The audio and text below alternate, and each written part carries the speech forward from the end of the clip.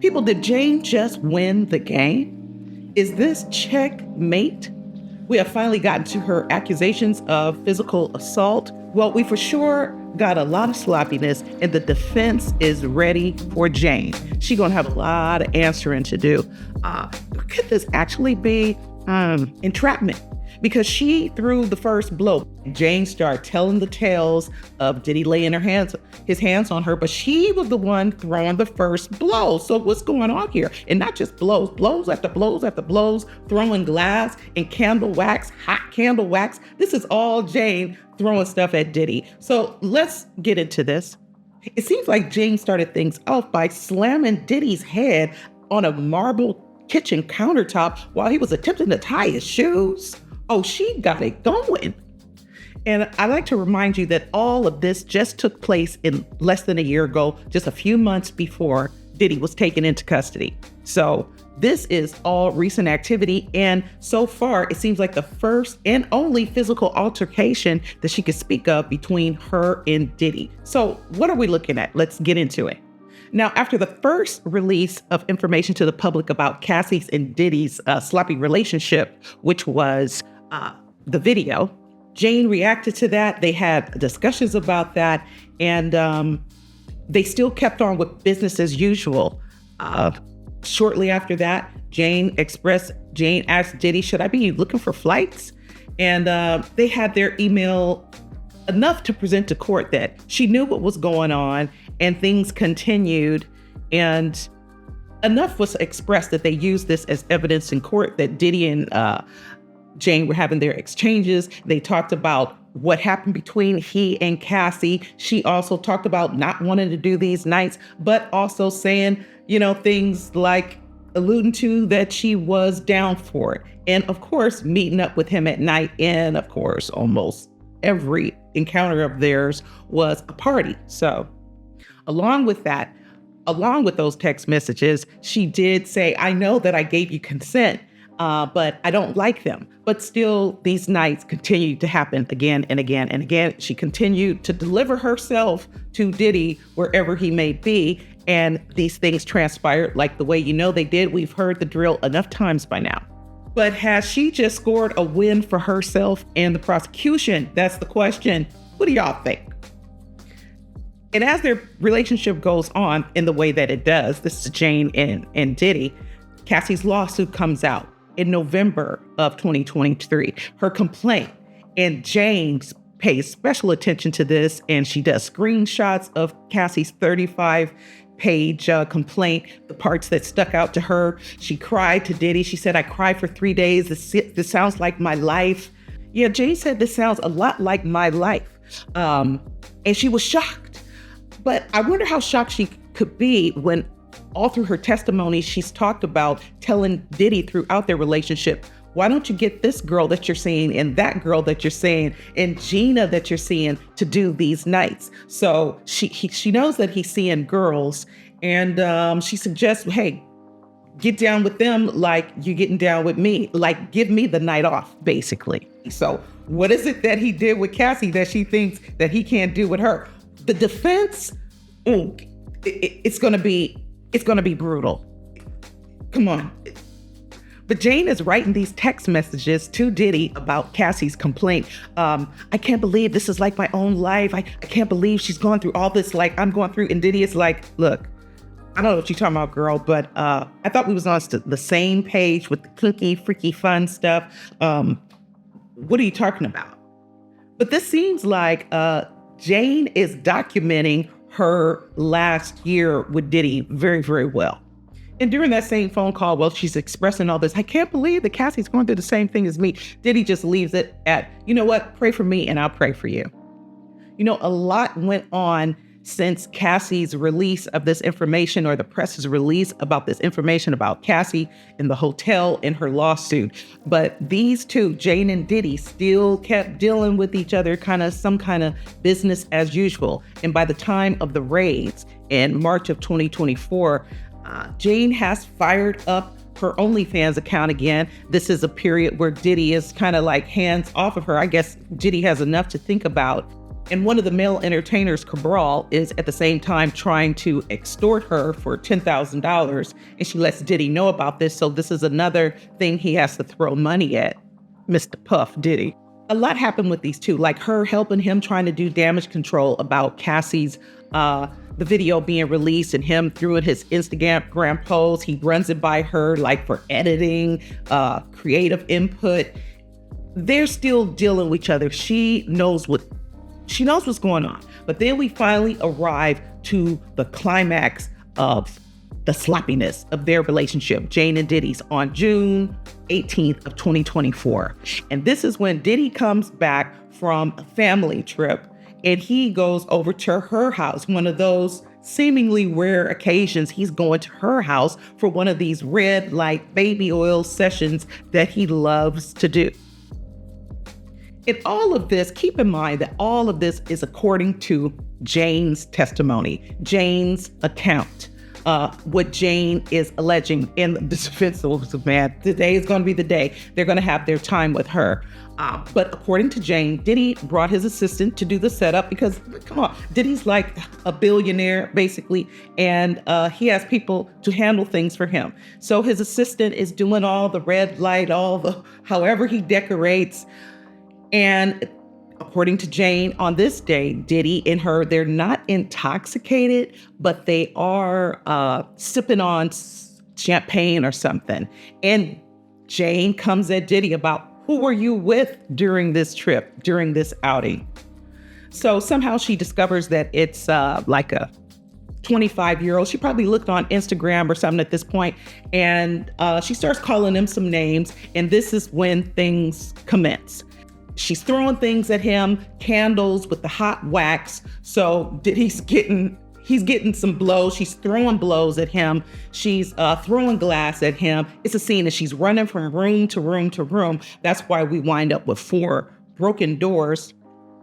But at this point, Jane is doing all of the aggression, all of the screaming. I mean, Diddy came over there by all accounts for one of his fun-filled evenings, and violence doesn't seem to be the thing he wants to do. Actually, all he wants everybody to do is get dressed up. He wants her nails done, her hair done, and he wants this scene for his pleasure.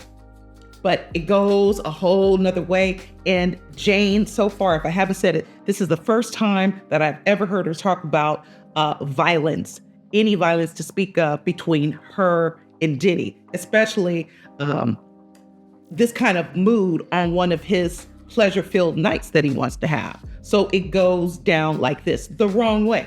So this goes on, this is a whole thing, knock down, drag out, throwing the glass and the candles, running room to room. And somehow at some point she gets into what she alleges was a chokehold, but somehow she wriggled free and she gets out the door. And some time during all this, she does an outfit change into, I guess, a more presentable dress, not the freaky stuff. She's outside. So she escapes, but she comes back. And then it goes on some more, just a long enduring, now at some point, this whole thing where at some point she's throwing blows, she's throwing the candles in the glass, and they go out onto the patio, and somewhere between in the house and all the blows and all the candle wax, Diddy throws blows at her. And then he's saying, you're trying to take me away from my family. I guess alluding to he believes that he's being entrapped and brought into a situation, set up for a situation that's going to add to all of his legal trouble, which is going to land him just where he landed, behind bars and away from his family. So it did happen. And this is her account of things, and you can believe that it's a whole bunch of language going on through this. And if Diddy comes to the point where he said, or he believes that he's being set up, he must have a lot to say. We're going to hear about it, not from Diddy. I don't think Diddy's going to ever take the stand, but through his defense attorneys. So we know that Diddy came over for one of his fun-filled nights, and by now he believes at the patio where he's landing blows on her, he believes that she set him up. I'm coming over here for one of these fun-filled nights. You got me in a compromising situation, he's mad. So now he's pulling her hair, dragging her back into her home, apartment, house, however you want to call it. And somehow she gets a hold of Diddy's phone, though. How is that possible? She gets a hold of his phone and calls the girl that he believes that he was with during this getaway that he went on. So she's talking to the girl, confronting the girl on the phone, and the girl is cussing her out. And somehow, this is what Jane is alleging, Diddy gets on her and pins her down. How is she pinned down and still talking to the girl? And the girl is cursing Jane. And Jane says, he's whooping he's beating me. To me, this looks like great documentation in a way to prove that you're being assaulted. She's doing a really great job of this right now. And Diddy is pulling her down. He's all frustrated and, Jane is laying it on thick for the jurors. It's kind of curious that she says in court that he's beating me up on the phone. I don't know if it's on speakerphone or whatever, but instead of saying we're in a fight, but even that this has to be really confusing for the jurors. It has to be. But at some point, Diddy must have let her get out of this hole that he has on the phone. At some point, she gets up and she goes to take a shower. And she's in the shower. And according to her, Diddy comes in the shower and starts manhandling her again. We're still on the same day. This is a lot for the same day. It's just like a marathon of, because they're at a climax now of the toxicity in their relationship.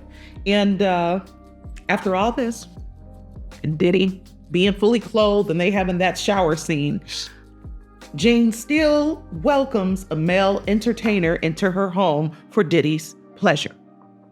As they're preparing, getting it together to host Anton, somehow Diddy gets a hold of Jane's phone. And Diddy looks through Jane's phone and sees, hey, you've been communicating with Anton without me. So that's cheating. That's breaking the rules. So they go at it. It turns into a whole thing with them, but they still host Anton, and nights end the way most every night ends with these two, or anytime Diddy wants to have one of his nights of debauchery, that's what he calls them, with a lot of pills and a lot of baby oil. Now, keep in mind that this is June 18th of 2024. After she knows all this stuff about Cassie, this happens. The next day, June 19th, she documents everything beautifully with her phone. She takes pictures of all the doors, the condition of her home.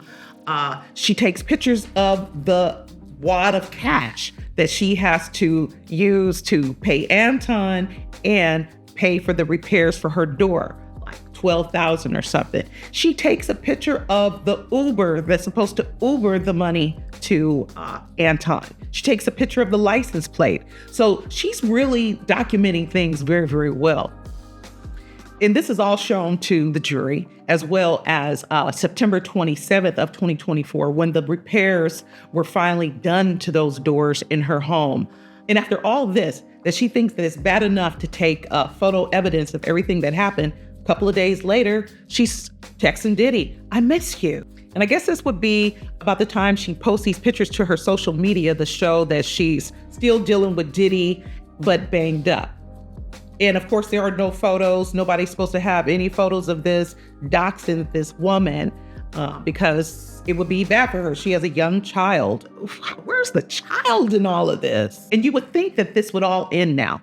But even up to August of 2024, just 1 month before Diddy's placed under arrest, they hook up for another one of these nights with an entertainer by the name of Dawn. So this continued, even though she fired up her OnlyFans page again, and she's making her moves.